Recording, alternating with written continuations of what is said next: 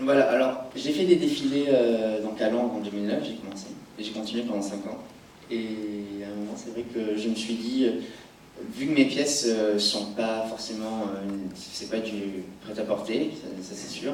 Donc du coup, vu que les gens les achètent pas forcément, en fait ça part plus dans des musées ou des fondations ou dans des expos, je me suis dit, il faut que ça bouge le cheveu, et puis ça sert à rien d'avoir un modèle. Je vais pas dire pour le manteau, mais juste pour vendre la pièce, comme on peut avoir sur des défilés de grandes maisons. Donc du coup, j'ai commencé à travailler avec des danseuses. Donc là, par exemple, avec les filles du Crazy Horse, je commençais à travailler avec elles, et c'est vrai qu'on était plus sur l'ordre de la performance.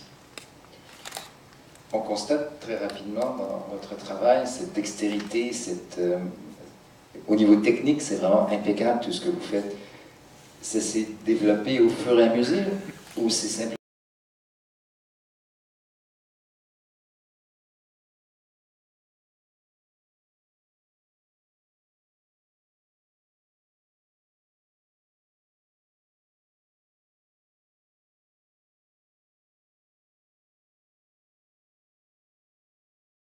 Parce que ça, c'est du cheveu naturel aussi, pour voir quel produit allait marcher sur le cheveu naturel pour le rendre fluo. Alors il y a des couleurs de cheveux qui existent, hein, mais ça ne me plaisait pas par rapport au rendu, donc du coup j'utilisais ces couleurs de cheveux et après je rajoutais ou des produits qu'on peut trouver chez les dentistes, la fluorescine, des choses comme ça.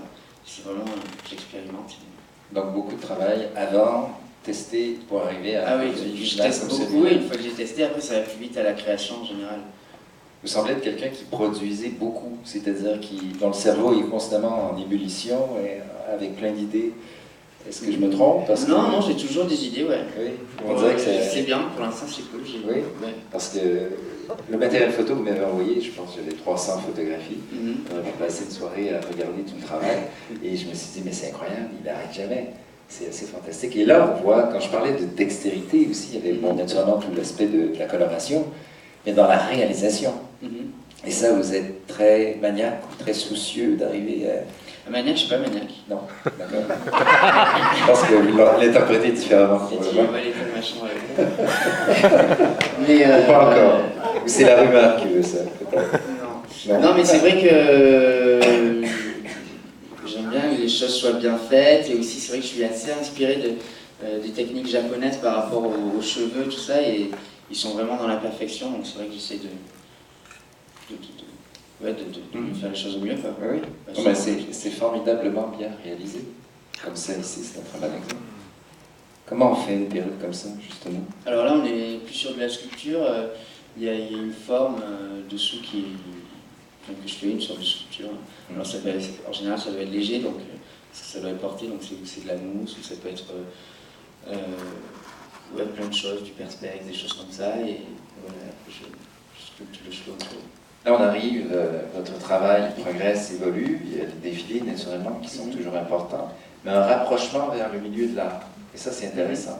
Et la Fondation Cartier, qui est très audacieuse, et c'est particulier parce que cette semaine, on avait Jean-Michel Othonien, qui est un sculpteur, qui travaille le verre, et c'est vraiment la Fondation Cartier qui l'a beaucoup aidé à évoluer dans son métier, qui lui a fait confiance, lui a permis de se réaliser.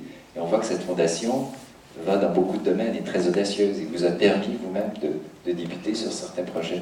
Comment s'est arrivée cette fondation? Alors j'ai fait deux collaborations avec la Fondation Cartier. La première, c'était lors d'une soirée nomade en fait. C'est un groupe grec qui s'appelait Atopos qui m'avait invité, et on était plus sur des tableaux vivants en fait.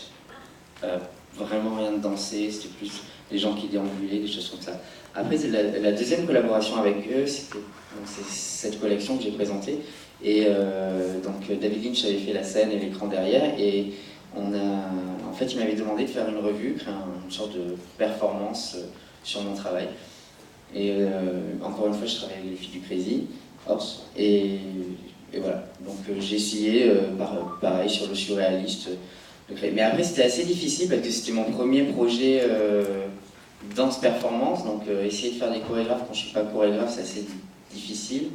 Et quand on a peu de temps, c'est... Ouais. Le résultat semble assez formidable. Et cette complicité avec les danseuses du Crazy Horse, c'est des gens que... C'est un fantasme, c'est une institution en France pratiquement. C'est presque un incontournable quand on va à Paris depuis une trentaine d'années. Et vous, ça faisait partie d'un certain imaginaire de travailler avec ces filles? Je pense qu'au niveau du corps, ouais, ça me plaisait parce qu'en fait, mais c'est pas par rapport à leur esthétique du corps, mais c'est par rapport à la confiance qu'elles ont en elles en fait sur scène. Donc, mais après, on va voir, je pense dans d'autres photos, j'utilise toutes sortes de corps, mais c'est vraiment la confidence qu'ils ont, que les performeurs ont en fait, c'est pas par rapport à la beauté du corps. On est toujours dans l'installation à la Fondation Cartier. Ouais. Donc ça, c'était ma première collaboration avec la Fondation Cartier. J'avais 22 ans. Formidable. Et c'est les visiteurs qui sont autour, qui se promènent et qui regardent les C'est ça, exact, ouais. Voilà, elles ne sont pas du Crazy Horse, par exemple. Toujours le Crazy Horse. Toujours Fondation Cartier. Exact, toujours Fondation Cartier. Le but, en fait, c'était de peindre les filles, en fait, en sorte de grille que quand les gens prennent des photos, en fait, on avait l'impression de voir un film en noir et blanc. Donc, en fait, tout ce qui était pris en photo et tout ce qui est sorti après, pareil, dans les journaux, tout était noir et blanc. Là, ce qu'on voit, c'est que vous travaillez beaucoup plus que le cheveu. Là. Il y a la coloration de la peau, il y a les chaussures, il y a toute une esthétique que vous développez aussi. C'est là que vous considérez que ça devient un peu plus de l'art, de la création, de la performance? Je pense que c'est un tout, en fait. Après, les filles, moi, je les aime bien nues parce que je pense que, ou même les hommes, mais c'est plus parce que je pense que ce qui est important chez quelqu'un, c'est les extrémités, et j'adore les chaussures et les chapeaux ou les cheveux en général. Je pense que, vu que c'est ce qui ferme une silhouette, je trouve que c'est le plus important. Ou après, dans la performance, c'est le regard et les mains. Mais après, ouais, non, c'est vraiment un tout, en fait. C'est pas... Parlez-moi de celle-ci. Alors, celle-ci... Parce que l'image est très forte. L'image est très forte, ouais. Alors là, c'était ma première collaboration avec un ami qui était sur travailler du lait, tout ça. Donc je voulais vraiment...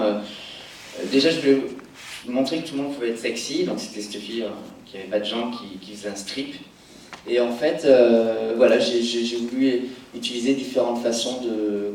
Déjà pour la perruque, c'était une perruque qui était animée avec des lumières à l'intérieur. Et c'était mon premier projet comme ça où je testais une sorte de petite technologie comme ça. Bon, après, c'était l'effet main.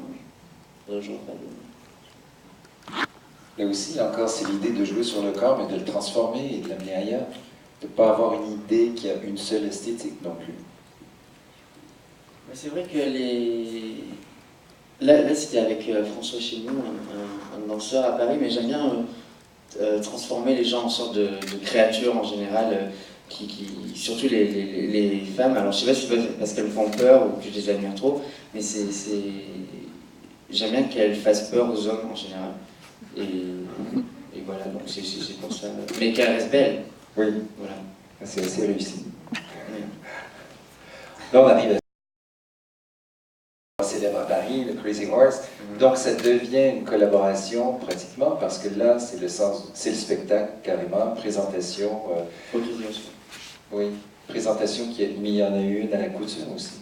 Oui, c'était pendant la haute couture en fait. Donc présentation fait carrément pendant cette période de la haute couture qui est très... Il faut faire partie normalement des collections haute couture, et là vous arrivez à présenter une chose qui est peu conventionnelle, qui sort de l'ordinaire. Et c'est présenté en haute couture parce qu'il y a un travail qui est fait main, un travail d'artisan. C'est la raison pour laquelle c'était présenté. Je pense que c'est par rapport, oui, aux pièces, comment elles sont travaillées, mais aussi, j'avais pas présenté de la performance dans du prêt-à-table. Et après, même de toute façon, ça c'était le dernier défilé que j'ai fait en haute couture, parce qu'après j'ai décidé que tout ce qui était mode pour moi, c'était vraiment plus du tout mon créneau en fait, et que je devrais vraiment partir dans l'événementiel, le spectacle, c'est vraiment ça qui m'a excité.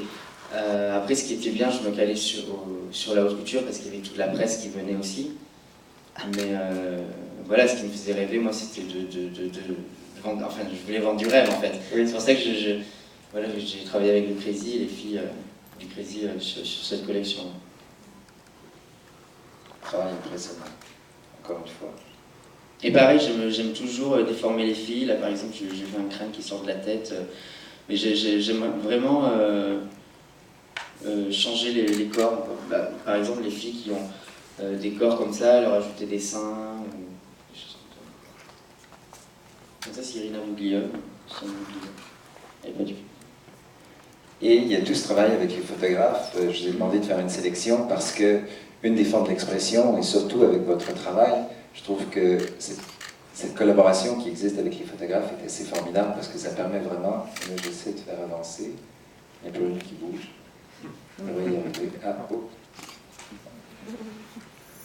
Bon, je pense à la première. Donc ça c'est avec Tim Walker pour le Love Magazine, et c'est un super show parce que c'est une amie en fait que j'ai un peu découverte à Londres qui s'appelle Isamaya French, qui est une make-up artiste maintenant. Et je me rappelle, je l'introduisais à tous les plus gros agents beauté en disant signez-la, et personne ne voulait d'elle au début. Et maintenant c'est quand même une des plus big en ce moment. Et c'est vrai que j'adore travailler avec elle. Je pense qu'au niveau make-up, elle a un peu la même conception de la beauté que moi, c'est-à-dire qu'elle est un peu... je sais pas, elle rend les gens un peu bizarres des fois aussi, je trouve. Donc voilà, après aussi c'est travailler, donc ça c'était Natacha Poli, donc pareil c'est de faire des choses belles, par exemple la coiffe, en fait c'est un sac poubelle là, que j'ai mis sur la tête à gauche. Et c'est toujours essayer d'expérimenter avec plein de matières différentes. Donc il y a toujours beaucoup de recherches et quand vous oui, allez dans les... sinon ça vient comme ça aussi. Hein. Enfin, il y avait un sac poubelle là, je l'ai mis sur la tête parce que j'avais rien d'autre. Donc, il n'y avait pas de recherche. Hein. J'imagine que vous avez cherché loin. J'imagine que vous allez... Mais sur mes collections, il y a beaucoup de recherches. Non, mais même, je vous imagine, je ne sais pas si vous appelez ça en France une quincaillerie, c'est-à-dire où on va et on trouve plein d'outils, d'objets, de matériaux, et ça doit vous inspirer énormément de trouver dans les lieux des matériaux inusités qu'après vous allez utiliser. Ça vous arrive de faire ça? Ça m'arrive, ouais. Il y a le gros marché Rungis, qui est le marché aux fleurs, et ils ont tout, de la viande, tout, et c'est vrai que ça m'inspire d'aller là-bas, des fois le promener. De quoi il s'agit ici? Comment? Quel projet celui-là? Ah, ça c'est toujours le même shoot, Tim Walker. Voilà, et là, on va aux États-Unis. Ouais. Un projet Queen with... Donc ça c'est une expo qui était au Chess Hall of Fame Museum, je pense que c'est ça.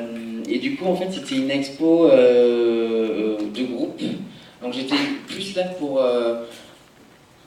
compléter les silhouettes. Donc il y avait vraiment, il y avait de tout. Il y avait du McQueen, donc c'était la plus large collection privée de McQueen qui était exposée en fait. Et moi je complétais les looks, donc soit avec des coiffes, ou sinon je faisais des robes aussi. Ça dépendait ce qui arrivait, ce qui m'inspirait en fait. Et ça c'est quelque chose que j'adore faire en fait, compléter, collaborer avec des créateurs et compléter un look par rapport à ce qu'ils ont fait.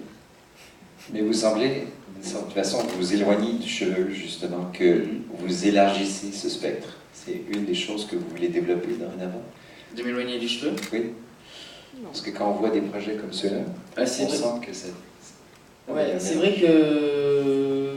Alors j'adore le cheveu, hein, je trouve ça très sexy, c'est un peu un fétiche aussi, mais je pense que... Je pense plus cheveux maintenant, je pense... Enfin j'y pense un petit peu, bien sûr, mais là par exemple, sur Charlywood justement, c'est vrai qu'il y a des réalisations où c'est plus un nez ou une oreille, transformer vraiment le corps là par exemple, et il n'y a pas du tout de cheveux. Parlez-moi de ce projet justement qui était au Palais de Tokyo ce printemps, qui était une série de performances, et là dans un musée, qui est un musée important à Paris, qui est il y a une grande réputation, très crédible aussi, donc quand on invite un artiste là-bas, c'est qu'on le considère très bien, et ça doit être assez formidable de recevoir une invitation dans une institution comme celle-là. Ça représentait quoi d'aller au Palais de Tokyo? Oui, c'était bien, après moi j'ai pris plus comme une sorte de... En fait ça a duré 6 semaines. C'est une expo de 6 semaines avec 3 ou 4 fois par semaine, ça dépendait des semaines, un spectacle le soir. Et moi j'ai pris quand même plus comme une sorte de résidence parce que je suis vraiment quand même nouveau dans le spectacle et dans la performance. Donc c'est vrai que j'essayais des choses différentes tout le temps. Et en fait, Charlywood c'était plus comme une sorte de parc d'attraction. Je suis fan de parcs d'attraction. Dolly Parton avec le Dollywood, donc Charlie Wood. Et voilà, en fait, les gens venaient dans une sorte de parc d'attraction basée sur le monde de la beauté. Ben, beauté bizarre. On va regarder un extrait. Okay. Cette fois-ci, j'espère que c'est le bon. Et on pourra en parler un peu plus après. Ça va donner une idée aux gens.